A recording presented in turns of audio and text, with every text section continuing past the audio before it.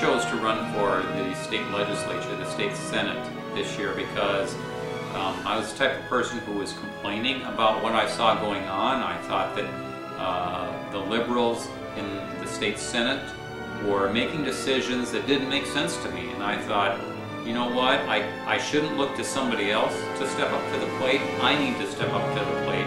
Everyone knows that we're spending too much money in Minnesota, but the conservatives are the ones who are willing to do something about it.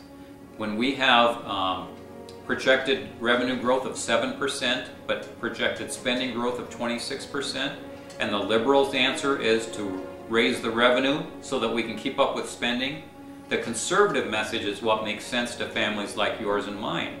We don't need to raise the revenue, we need to reduce the spending. We need to keep spending in line with revenue. That's what makes sense to those of us who manage our household incomes, who manage our household budgets. We don't want to be losing businesses from Minnesota to other states across the country that have a more favorable tax climate. We can make a favorable tax climate here in Minnesota.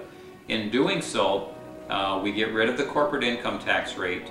We give incentives for employers to come to Minnesota. When they do that, it creates more jobs in Minnesota. Growing jobs in Minnesota is not a complex problem. Liberals make it sound like we're going to accomplish job growth through bonding bills and more government spending. We don't accomplish real private sector job growth that way.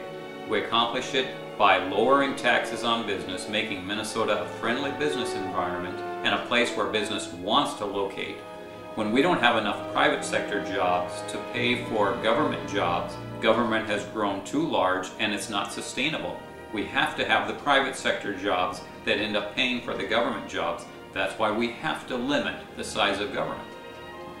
I'm a candidate who has conservative values and honest leadership, and I appreciate your vote on November 2nd to send me to St. Paul to serve you in the state legislature.